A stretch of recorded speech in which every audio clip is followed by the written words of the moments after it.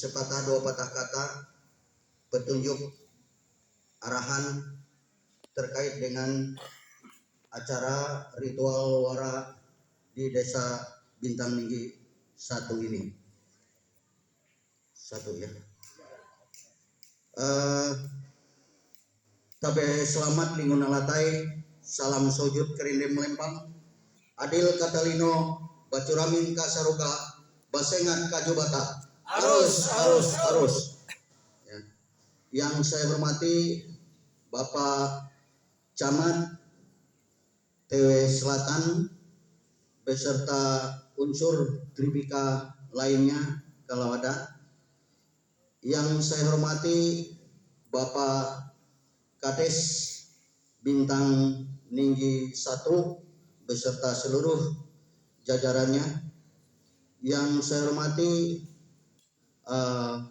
Kades Bintang Ninggi 2 yang tadi sudah permisi pulang sebentar. Yang saya hormati Bapak Kades Desa Trinsing ini ada ini ya, dan kalau ada yang lain semua ya sudah terbicara. Yang saya hormati Bapak Ketua Damang Majelis Keharingan Kabupaten Barito Utara beserta seluruh stafnya.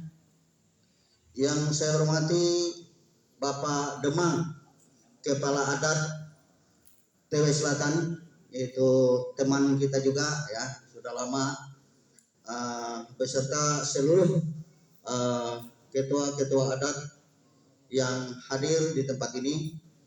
Yang saya hormati Ketua Panitia Wara ya, ini kenal juga Saudara Salapan ya, beserta seluruh jajarannya. Yang saya hormati tuan rumah dan seluruh keluarga ahli waris dari orang-orang yang akan diwarakan. Yang saya hormati juga Ketua BPD kalau ada dari Desa Bintang Ninggi 1, Bintang Ninggi 2 ya, kalau ada hadir di sini, dan seluruh tokoh masyarakat ya, tokoh agama, tokoh adat ya, rekan-rekan atau anggota-anggota Batamat ya yang ada hadir di sini, dan semuanya ya, hadirin sekalian yang hadir di sini dan yang saya cintai dan yang saya banggakan. Bangga sekali rasanya saya bisa bertemu dan bertatap muka dengan bapak-bapak, ibu-ibu, saudara-saudara sekalian di tempat ini ya. Apalagi saya dengan Pak Kades ini belum pernah ketemu ya, belum pernah kenal ya. Jadi luar biasa bangga saya bisa ketemu di sini. Mengenai status saya ya dalam hal ini ya, yaitu saya sebagai Ketua Dewan Adat Dayak Kabupaten Barito Utara sekaligus sebagai Komandan Barisan Pertahanan Masyarakat Adat Dayak Kabupaten Barito Utara. Dan terkait dengan Batamat ini, Pak Yas, sebelum saya untuk melangkah selanjutnya, saya sampaikan ya, dan saya sangat berharap bahwa dalam waktu dekat ini ya, dalam tahun ini juga kalau bisa Pak, Desa Bintang Ninggi 1, Desa Bintang Ninggi 2 harus ada Batamat tim desanya Pak. Jadi kita tidak perlu lagi harus mendatangkan Batamat dari luar kedua desa ini. Dan perlu Bapak ketahui bahwa Batamat ini itu adalah mitra pemerintah, Pak. Kenapa saya katakan mitra pemerintah? Dia dibentuk berdasarkan Peraturan Daerah Provinsi Kalimantan Tengah nomor 16 tahun 2008 tentang kelembagaan adat Dayak di Kalimantan Tengah. Jadi Batamat ini bukan ormas biasa, tapi dia merupakan lembaga adat yang di dalam perda itu ada 3, Pak: Dewan Adat Dayak, Kedamangan, dan Batamat. Ya. Jadi ini adalah bentukan pemerintah. Otomatis dia merupakan mitra dari pemerintah, ya, mitra dari pemerintah. Jadi Batamat tidak diperkenankan bertentangan dengan pemerintah, karena logikanya bagaimana pemerintah membentuk Batamat kalau dia bertentangan, kan begitu, Pak. Jadi jangan melihat mereka pakai mandau, ya, karena ini memang bagian dari atribut, Pak. Ada dasar hukumnya, Pak, ada aturannya. Jadi Batamat diperkenankan dalam kondisi dinas untuk menggunakan atribut yang diperkenankan berupa mandau, Pak, ya, dugung, tombak, supit. Itu ciri khas senjata orang Dayak. Ya, itu diperkenankan. Itu terkait dengan Batamat. Kembali saya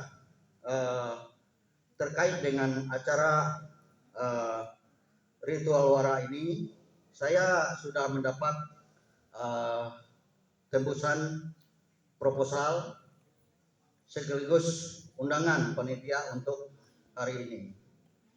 Di proposal saya sudah lihat juga, ya, itu sudah sangat lengkap, Pak. Sudah sangat lengkap, ya. Dan baru sekali ini, ya, saya melihat bahwa ada Pak Camat, ya, ada Diadi, tanda tangan di proposal. Jadi sebenarnya saya sudah 7 tahun jadi pengurus Diadi, yaitu sebagai sekretaris, Pak.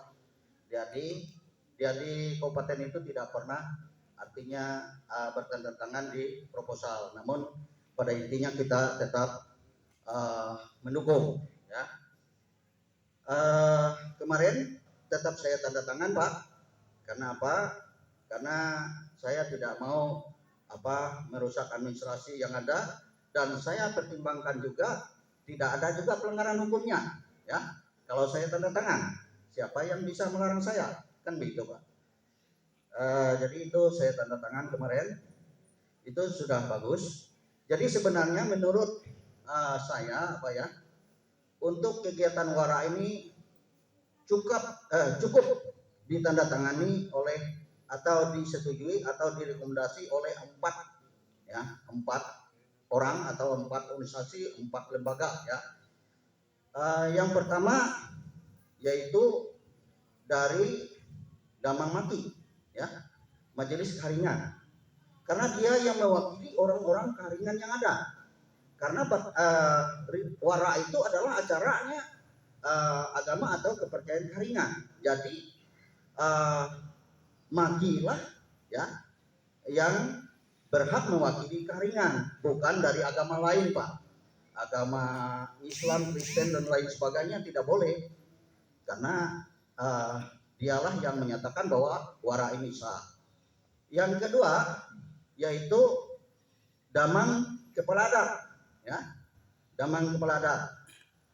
Nah, kenapa ada Damang Kepala Adat? Dia menyangkut adatnya, ya. Artinya Damang sudah merekomendasi bahwa ini sah atau benar secara adat. Nah, selanjutnya adalah Ketua RT, Pak. Ketua RT setempat tempat pelaksanaan ini, ya. Kenapa Ketua RT? Karena dia menyangkut keamanan dan ketertiban lingkungan, ya. Dan selanjutnya adalah yang terakhir, yang keempat, itu adalah kepala desa. Kenapa kepala desa? Karena dia menyangkut wilayah.